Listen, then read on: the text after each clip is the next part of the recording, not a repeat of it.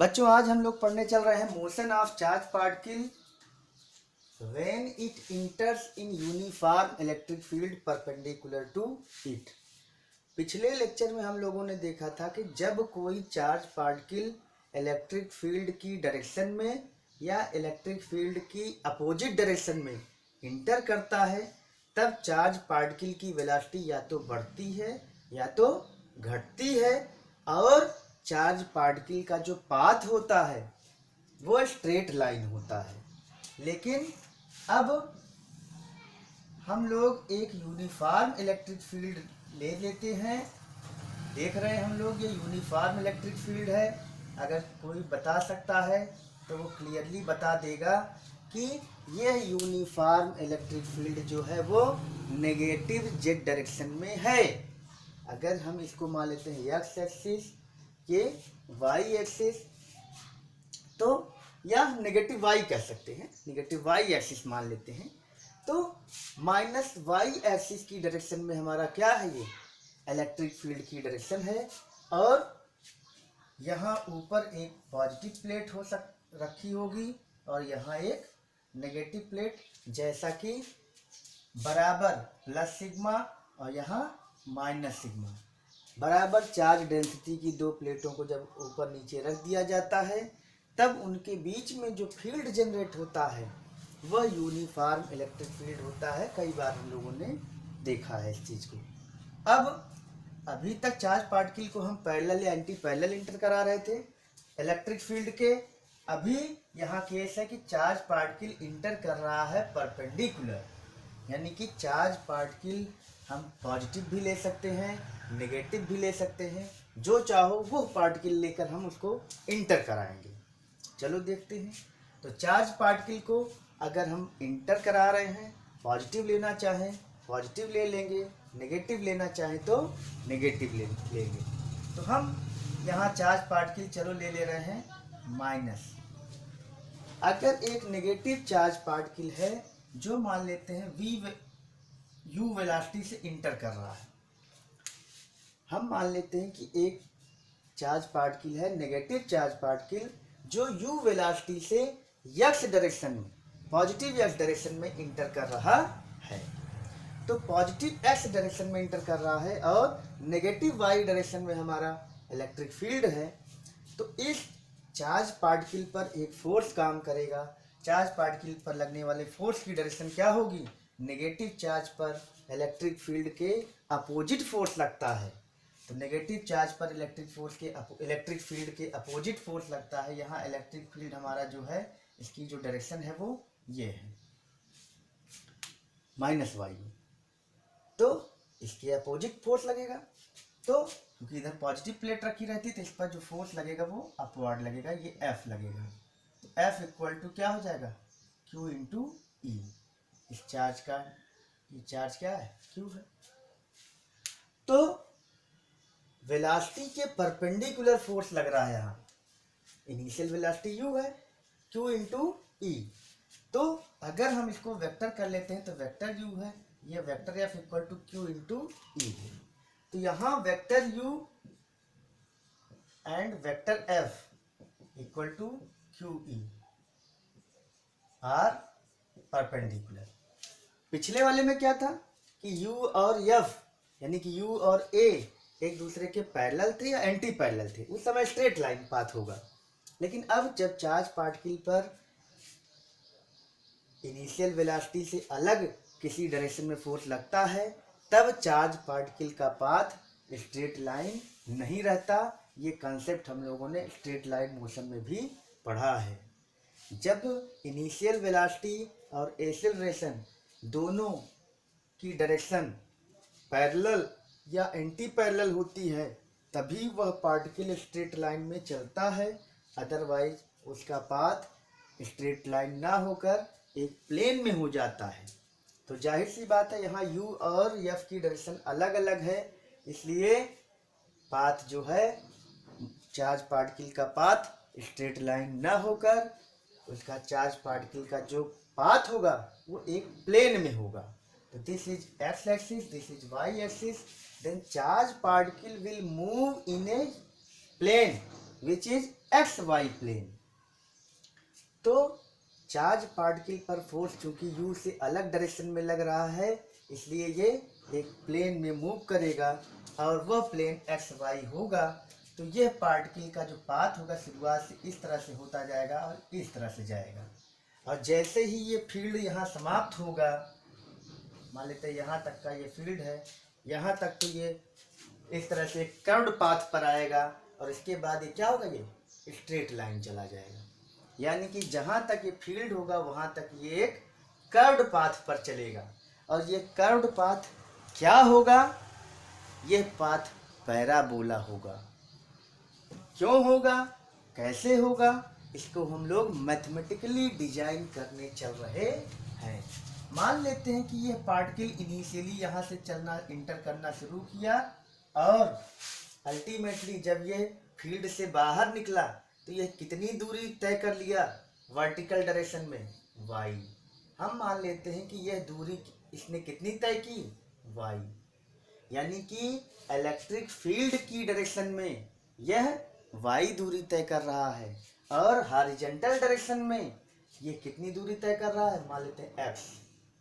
हम लोगों ने मान लिया कि जब वो चार्ज पार्टिकल इंटर किया तो फील्ड में रहने के दौरान उसने x दूरी हॉरिजॉन्टल तय की, y दूरी वर्टिकली तय की। यानी कि अगर इस पॉइंट P पर पार्टिकल पहुंच जा रहा है निकलने से पहले, तो इस P का कोऑर्डिनेट एक्स वाई होगा, जहां x is the distance travelled in the direction of velocity and y is the distance which is traveled in the direction of electric field or parallel to electric field।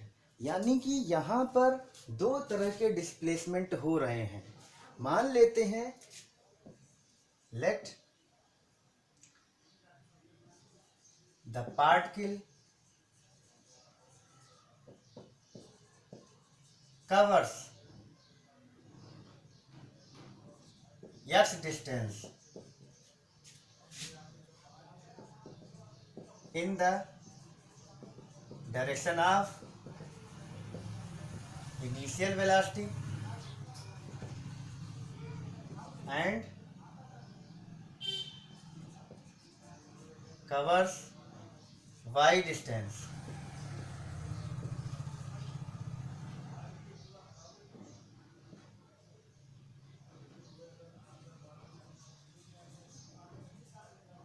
Parallel to electric field. y distance में चल रहा है electric field की direction में। तो तुम लोग ध्यान करो कि यहाँ जो एक्सीलरेशन काम करेगा F इक्वल टू क्या हो जाएगा, QE चार्ज पार्टिकल पर लगने वाला फोर्स, तो ma यहाँ m चार्ज पार्टिकल का मास है, QE A इक्वल टू क्या हो जाएगा, QE बाई m। कोई भी चार्ज पार्टिकल का एक्सीलरेशन अगर वो इलेक्ट्रिक फील्ड में है तो QE बाई m हमको मिल जाता है। कई बार ये चीज पढ़ा जा चुका है। अब ध्यान दो, हम मान लेते हैं कि पॉइंट P तक पहुंचने में, बाहर निकलने में ये टाइम t लेता है ना। तो let time taken in reaching pxy is t। हम मान लेते हैं कि t टाइम में ये यहां तक पहुंच रहा है, तो t टाइम में ही उसका हॉरिजॉन्टल डिस्प्लेसमेंट x है, वर्टिकल डिस्प्लेसमेंट y है। तो यहां देखो ये एक्सीलरेशन किधर लग रहा है, ये एक्सीलरेशन किधर लग रहा है, opposite to vector E.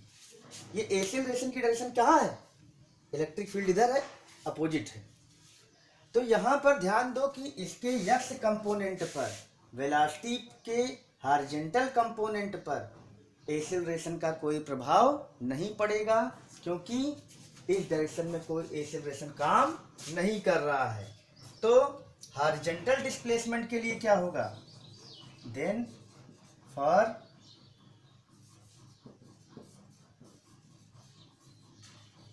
Displacement x तो समय क्या हो जाएगा, समय बराबर दूरी बटा 4। तो t इक्वल टू क्या हो जाएगा, s बाई यू। क्यों, क्योंकि यहाँ से यहाँ तक अगर ये s दूरी चला, इस दूरी को चलने में कोई एक्सीलरेशन s डायरेक्शन में नहीं काम कर रहा है। इस एक्सीलरेशन का प्रभाव इसके वर्टिकल कंपोनेंट पर पड़ रहा है। तो y को इसने प्रभावित किया, a ने x को प्रभावित नहीं किया। x का जिम्मेदार ये u है। तो for y, for displacement y क्या हो जाएगा, क्योंकि अब ये तो स्ट्रेट लाइन मोशन थी, लेकिन वर्टिकल मोशन जो है ये एक्सीलरेशन के कारण हो रही है। तो एक्सीलरेशन के लिए फार्मूला क्या लग जाएगा, y equal to u y t plus half a t square. Motion का सेकंड इक्वेशन, यहाँ वर्टिकल डिस्प्लेसमेंट है y और इनिशियल वेलोसिटी का y कंपोनेंट। यहाँ तुम देख रहे हो कि u का केवल इनिशियल वेलोसिटी हॉरिजॉन्टल थी, इसलिए यहाँ पर यही u जो है वो ux के बराबर है, और यहाँ uy जो है वो क्या है, ये 0 है। तो इनिशियल वर्टिकल वेलोसिटी यहाँ पे क्या है, 0 है। तो y की वैल्यू यहाँ क्या हो जाएगी, 0 into t plus half a t square. तो a की वैल्यू यहाँ से हम रख देंगे, क्या हो जाएगी,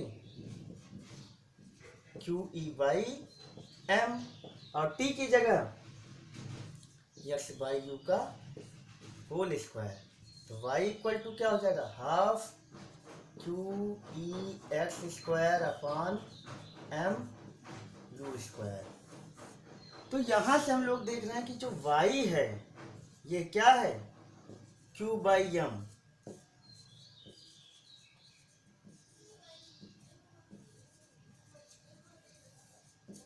के प्रोपोर्शनल है।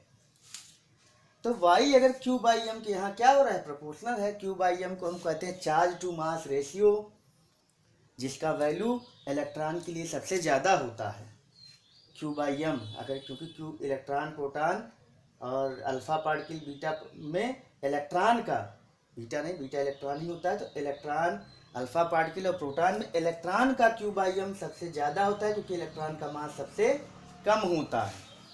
q बाई एम को हम स्पेसिफिक चार्ज भी कहते हैं, चार्ज टू मास रेशियो भी कहते हैं।